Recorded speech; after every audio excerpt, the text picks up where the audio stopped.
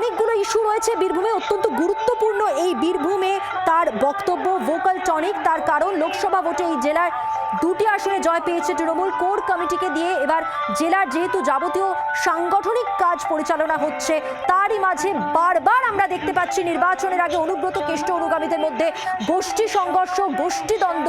আর আজকে অভিষেক বন্দ্যোপাধ্যায় যে বার্তা দেবেন, সেই বার্তা থেকে এই অনুব্রত কাজলের মধ্যেকার দ্বন্দ্বকে আদৌ ঘুচবে, এই প্রশ্ন ঘোরাফেরা করছে যখন, তখনই অভিষেক বন্দ্যোপাধ্যায় পৌঁছে যাচ্ছেন আবার জিতবে বাংলা এই স্লোগানের রণসংকল্প যাত্রার কর্মসূচি নিয়ে। আজ রামপুরহাটে তার সভা, আর কিছুক্ষণ পরেই তিনি বক্তব্য রাখবেন। বিধানসভা ভোটে অত্যন্ত গুরুত্বপূর্ণ বীরভূম জেলার 11টি আসন, যেমনটা আপনাদের বলছিলাম, আসন রক্ষার ক্ষেত্রে কি ভোকাল টনিক দেন সবটাই নজরে রয়েছে।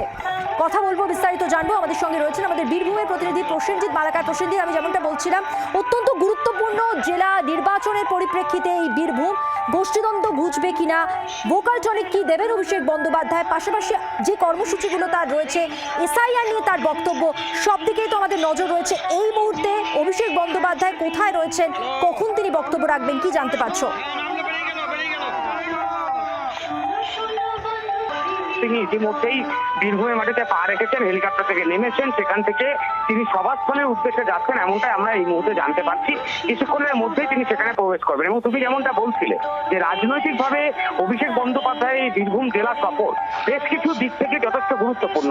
একদিকে যেমন রাজনৈতিক গুরুত্ব রয়েছে, বীরভূম জেলার রাজনীতিকে সামনে রেখে তিনি কি বার্তা দেন এটা তেমনি দেখার বিষয়।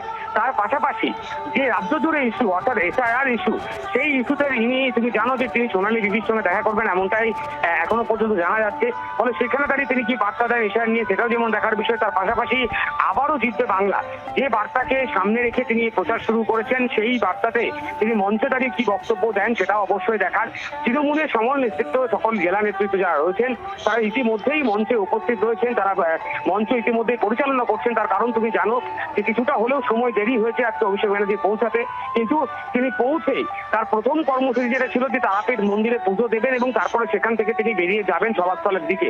কিন্তু যেহেতু সময়ের দেরির জন্য এখনো পর্যন্ত আমরা যা খবর জানতে পারছি, তাতে সম্ভবত তিনি এখনই তারাপীঠ আসছেন না, তিনি আগে সভাস্থলে হাজির হবেন, সভাস্থলে সেখানে বক্তব্য রাখবেন এবং বক্তব্য রাখার পর তারপরে হয়তো তিনি তারাপীঠ মন্দির এবং তার পাশাপাশি যে সোনালী বিবির সঙ্গে তার দেখা করার কথা ছিল, সেই দুটি কর্মসূচি তিনি করতে পারেন, এমনটাই কিন্তু এখনো পর্যন্ত আমরা জানতে পারছি। ফলে একদিকে অভিষেক বন্দ্যোপাধ্যায়ের এই রাজনৈতিক কর্মসূচি, মঞ্চে প্রবেশ করা, মঞ্চে গিয়ে কি বক্তব্য রাখা সেটা দেখার, এসআইআর ইস্যুতে তিনি কি বলেন সেটা দেখার, পাশাপাশি বীরভূম জেলার যে তৃণমূলের গোষ্ঠীদ্বন্দ্ব, যেটা অস্বস্তিকর পরিবেশ রয়েছে, এবং যদিও আজকে মঞ্চে অনুব্রত মণ্ডল, কাজল শেখ দুজনাকেই দেখা যাচ্ছে, ফলে সেখানে দাঁড়িয়ে এই নিয়ে কোনো বার্তা তিনি দেন কিনা সেটা অবশ্যই দেখার বিষয়। এবং সাধারণ মানুষরা বেশ কিছু সমস্যার কথা তাকে জানাবেন, এমনটাই তৃণমূল সূত্রে আমাদের কাছে খবর। ফলে সেগুলোতেও কোনো বার্তা তিনি অভিষেক বন্দ্যোপাধ্যায় দেন কিনা সেগুলোও কিন্তু দেখার বিষয় হয়ে দাঁড়াবে। এবং ইতিমধ্যেই তুমি জানো সকাল থেকে বহু কর্মীরা, তৃণমূল কর্মীরা, তারা রামপুরহাটে এই জনসভা স্থলে ইতিমধ্যেই উপস্থিত হয়েছেন। ফলে যত সময় গড়াচ্ছে তত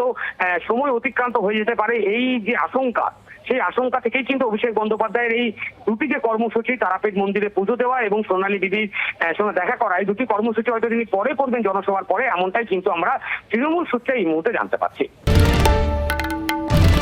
বাংলার আওয়াজ, বাঙালির আবেগ, জি 24 ঘন্টা।